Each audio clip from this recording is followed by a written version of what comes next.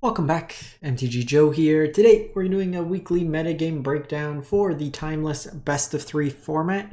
I'll preface by saying there's not a huge amount of data here, so I am going to have to stitch together Diamond to Mythic rank and then Platinum to Mythic rank, and in some cases just expand the weekly range to get a coverage of decks. So we got a lot of new cards in the format through the anthologies, through the special guests with the lands that did have a bit of a shakeup. We're getting the data from UntappedGG, what you see on the screen. Companion tool tracks user win rates, gives a whole bunch of cool stats. Link for Untapped is in the video description. As always, I will paste and timestamp these deck lists as well so you can find them. So in terms of right now, like Gen Midrange is at 22%. We have Izzet Affinity at 18% and then Mardu Energy at 10%. The Izzet Affinity, once you get higher rank, is not doing too well. It's like 50-ish%. We'll show you what the list looks like. It's doing better in Platinum rank. It was upwards of like 60% there, but it seems like once you start getting to the higher ranks, it kind of comes off. A really interesting thing is I didn't see any show and tell for this week, like in terms of the 20 game caps. To me, that seems wrong. I feel like show and tell would still be represented, but let me know if I'm like missing something here. For those who have been jamming more Mythic, unfortunately I haven't been playing much Magic the last little bit. Those who didn't tune the standard video, my dog's sick, so been dealing with that, which is super fun. So we're gonna jump into it. Looking Diamond to Mythic rank, 20 game cap to get stuff populating. We'll jump to Platinum. I'll let you know when we do that. And then I do have a show and tell list at the end that I was able to find from an expanded range of looking at a couple weeks that has some reasonable stats to it. So Boros Energy is the highest win rate. It's at 86%, 52 games. Some of these will be a little bit inflated, the win rates, but it's just more the viability of the deck. Luris Companion here. Nothing like crazy over the top. We're seeing the voice of victory being adopted. Modern, this gets played. In the historic version, this gets played, just helping against like mana drains, counter spells, stuff of that nature. We do see Strip Mine coming in here. So one of the advent, like being 2 colors allows you to play 2 Strip Mine a little bit easier compared to that. Because you're Luris, you can't do Blood Moon, but some of the Jengantha versions may go Blood Moon. And then you're just playing bolts, like your traditional removal. Static Prison helps it does against the show and tell. We're going to be seeing some bigger decks that can scale their creatures out, like the Goyf decks.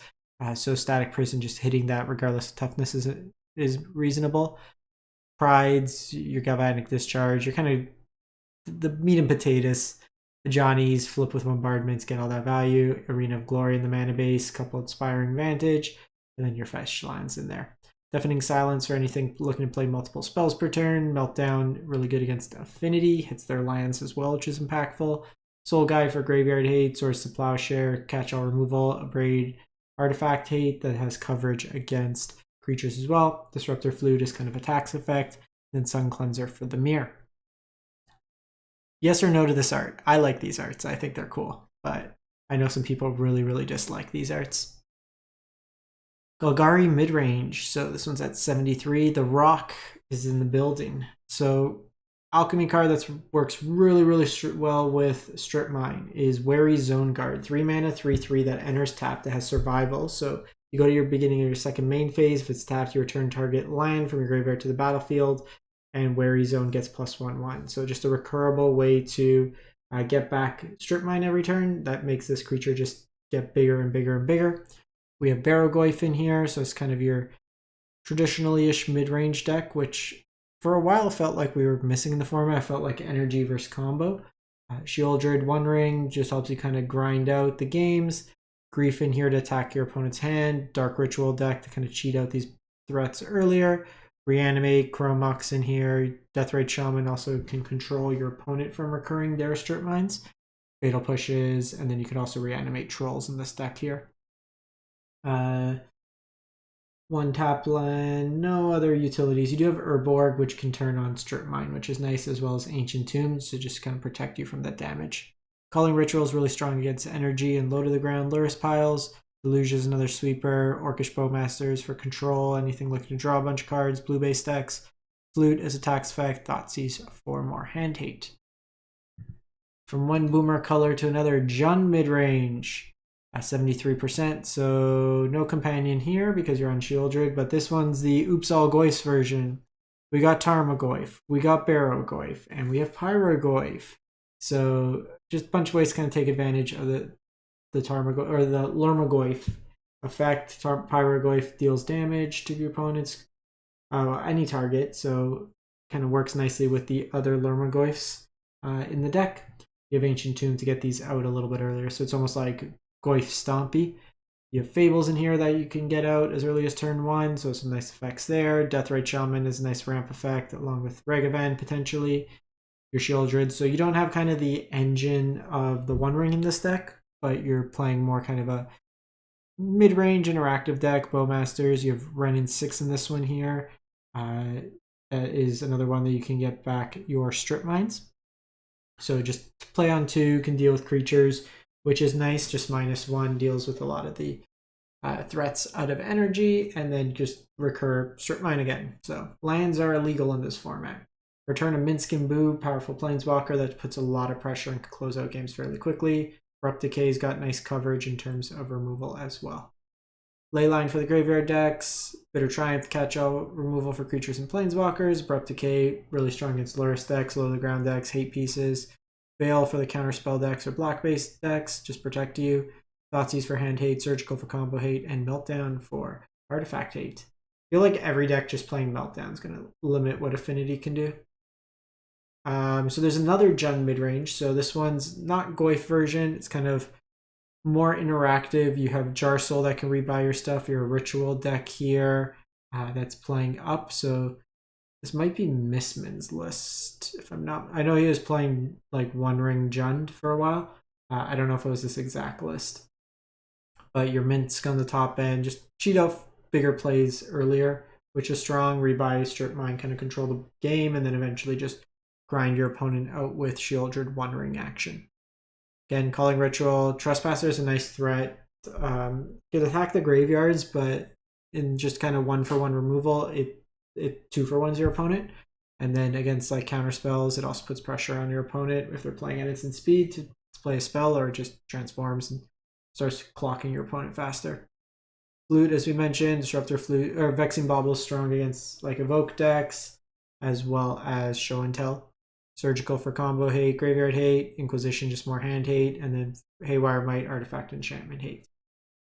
So going down to, one more diamond. So we have Mono Green Eldrazi. So having access to Strip Mine, Eldrazi Temple, Ancient Tomb, and Ugin's Labyrinth. They're going all bangers. You have a Blast Zone in here, and then 7 forests. An interesting thing here is I would imagine playing 1 Cavern would be good. Just being able to tutor it up against like mana drain, stuff like that would be impactful. But you're just playing these lands to kind of cheat out these bigger Eldrazi earlier, like turn 2 ramp, turn 2 kind of Thoughtseize with Thought-Knot Seer. Fleshraker just pings your opponent, makes you tokens. Command, you can lock your opponent out on turn 1 potentially of 1-drops with like Chalice. So you get some utility there, 1 ring to refill your hand. So you're just playing like big chunky Eldrazi's, ramping, and then kind of drawing a bunch of cards. Graveyard hate, Warping Whale can counter sorcery, Show and Tell, can make you Scion, or just be some removal for, like against energy, it's technically removal. Graveyard hate, Torpor Orb's good against the energy decks, anything with ETBs, Stonebrain for combo hate, Flute, taxing effects, and then Vexing Bauble for Show and Tell. So we mentioned the affinity decks. Actually, Vexing Bauble is pretty reasonable against this deck as well. Just you got so many zeros in here. This one's at 50% win rate, but this is your Mox Opal deck, Tamiyo in here. Very easy to flip with your Thoughtcast and Thought Monitors. This one here also has Drix Interlacer. So an alchemy card that just dropped 1 mana for an artifact with starting intensity 0. Whenever another artifact enters, increases the intensity by 1, and then you can sacrifice, draw X cards where X is half the artifact's intensity rounded down, activate only as a sorcery, but ways to just kind of loop it with Emery. The intensity stays stapled to it, so then you can just keep bringing it back and draw more cards over the game. This has Pinnacle Emissary, so you can warp it for 1, play a bunch of 0-drop artifacts, kind of get it going, make you a bunch of artifacts potentially early, establish Metalcraft, get out a turn 1 Kappa Cannoneer potentially, and Magical Christmas Land. You also have like Boots in here. No Urza Saga makes it a little worse because you don't have like that alternate win condition in your lands, and you don't have the ability to kind of tutor up some of these 1-drops, so you're a little bit more reliant on drawing them. Counterspells, kind of Blue Moon in Harbinger against greedy mana bases, dismembers your removal, Pithing Needle activated abilities. And then you have Flusterstorm, just a cheap counter, Graveyard Hate and Tormod's Crypt, and then Chalice to lock out your opponent.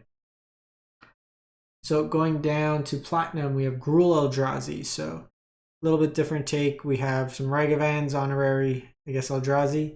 Lightning Bolt is removal. Once Upon a Time in here, playing Starting Towns. You can have Carpulsan Forest. So these just create colorless while also creating colored mana. Yet that Heralds is an interesting one in this deck because you're not playing any bigger threats. So in the historic version, it still plays Sire 7 Deaths, as well as the what's its name? Devour. It's late when I'm recording this. But this one's a little bit more aggressive version. You have Eldrazi Linebreaker that can push out a huge bunch of power through haste.